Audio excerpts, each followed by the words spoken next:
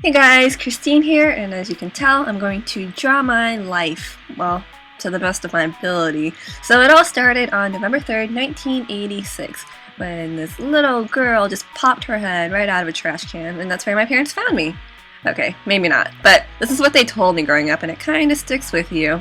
So if we rewind, my parents actually are from Vietnam, and back then, they were all trying to escape from Vietnam, and my parents didn't even know each other, but they ended up meeting at an Indonesia refugee camp and kind of stuck with each other. And out of nowhere, I ended up in my mom's womb. And I'm like, can I get out of here now? And so when my parents were finally sponsored to fly over to the States, yay! They ended up in Little Rock where my aunt lives, and she welcomed us with open arms. And I was finally born after a few months. And as a baby, I had a lot of hair, like a lot. And they had to blow dry my hair. They probably jacked it up onto high. And yeah, that's just crazy why I have so much hair. But I actually grew up in Boston. We moved to Boston not too long after. And we moved a lot around Boston, pretty much living in different places all around. But it was hard times for my parents in the beginning because they really had no money. And it was cold over there, and thrifting was definitely not a hobby, it was a necessity. So my dad had to buy a jacket, and even that jacket alone just wasn't really warm enough. We didn't have enough clothes.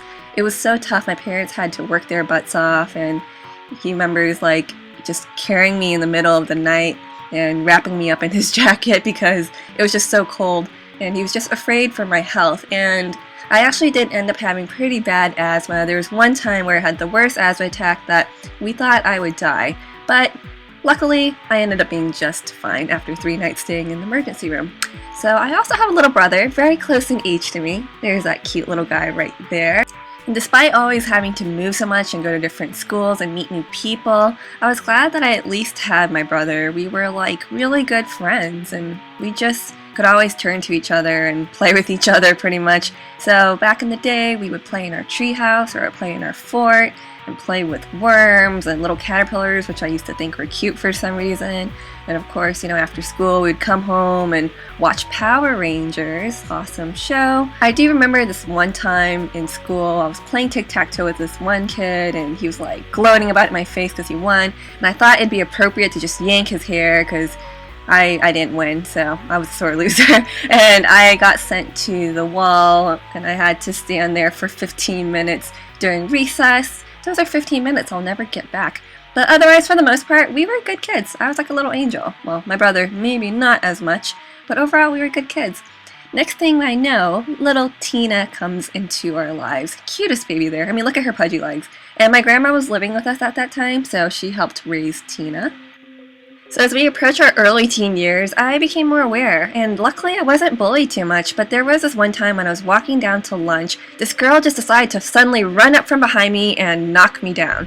And I remember just feeling sick because I was hungry, and all I could see was black, and no one was helping me out or even checking to see if I was okay. And I think through life, we all go through our slew of good friends, bad friends, mean people, nice people. There was this one girl who would prank call me, and she even had me called to the principal's office once, and this used to be one of my friends. And what had happened was one day we were just hanging out with the new girl, and she was just being so mean to the new girl. She was saying these mean, nasty things, and honestly, I just wasn't having it anymore. I didn't want to be friends with someone like that, and so I called her out, and that pretty much ended that friendship. And I thought, well, let's talk to the new girl because I understand how hard it can be. And we bonded. We became best of friends. Growing up, my parents were so overprotective of me. I felt like I was locked up, and I always wanted to go out more and do more. But I mean, I can understand why they were so protective of me. I did start dating. I had my first kiss. And a lot of times I'd be at the beach when my parents thought I was after school for extracurricular activities. Sorry, Mom, Dad. But just when, I felt like I had some great friends that I cared about, my parents decided to pick up and have us all move down to Georgia. I was devastated. And being the new girl midway through high school was really tough. I mean, I was more aware, I cared more about what people thought of me, so it was hard. But for the most part, I was just so quiet and just kept to myself. But deep down, I really wanted to break out of my shell. I eventually adapted though. I tried to just do well in school, and I joined some clubs where I met people and made some friends. There was this one girl in particular. She has long, pretty hair, and we became really good friends, which was a great feeling, and I really just valued our friendship. But I was a year above her, so when it came time to graduate, things were bittersweet, and once I went away to college, she kind of just stopped trying. It broke my heart, it really did. My parents must have missed having me and my brother around because they finally got a dog. He had like patches of dark hair around his eyes like a panda dog, and he's just so cute. I had no idea what I wanted to major in, so I decided to just do business. It seemed like the practical way to go. I also joined a sorority. It was a smaller, more intimate one, and I never had so many girls that I could look up to. I learned so much about myself. It was really empowering, an empowering experience, and I love them. I also have other friends that I just love and adore so much. I started dating my first serious boyfriend, but things were kind of shaky because I had a hard time balancing my time out to make enough time for him, and in the end it just didn't work out. I've dated quite a number of guys, to be honest. I've dated some jerks who made me feel insecure about myself, and I've also have broken quite a few hearts. At times I would date casually and just, want to learn more about the guys, but they took it a lot more seriously than I did, and I broke their hearts. I'm sorry. They were good guys though, nothing wrong with them. But I think at the time I was still just really trying to figure out what I wanted. I don't know why I drew food there. I must have been hungry. But I was trying to learn more about who I was as a person and what I wanted out of life. I was so clueless. I had some creative outlets like Zanga. I enjoyed blogging, and I got sucked into some of these message boards that were just so intriguing to me, this beauty and fashion world. And then I discovered YouTube, and there was like this small beauty community there, which I just thought was so awesome. I started collecting some drugstore makeup and thought, hey, I have this like point and shoot camera, maybe I'll just turn it on and try to do a review. And you know what? It felt so right. I felt so comfortable doing it. It was my first time, and I loved it. It was my favorite creative outlet.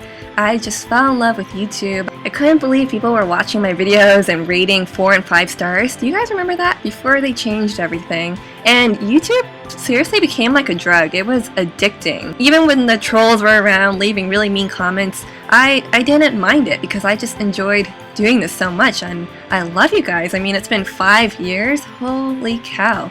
And can you believe that my love for beauty and fashion actually led me to this handsome fella, this tall, handsome, kind guy named Matt. We are still dating to this day, and he is just one of the most amazing people I've ever met. And I just feel so lucky to have all this love and support from my family, my friends, my boyfriend, from you guys. I feel so grateful, and for all the amazing opportunities that have come my way. I couldn't have done this without you guys. And you know what? Even if you're a little bit weird or different, it's okay. Be yourself. I love you so much. Thank you from the bottom of my heart, and I hope you'll continue this journey with me.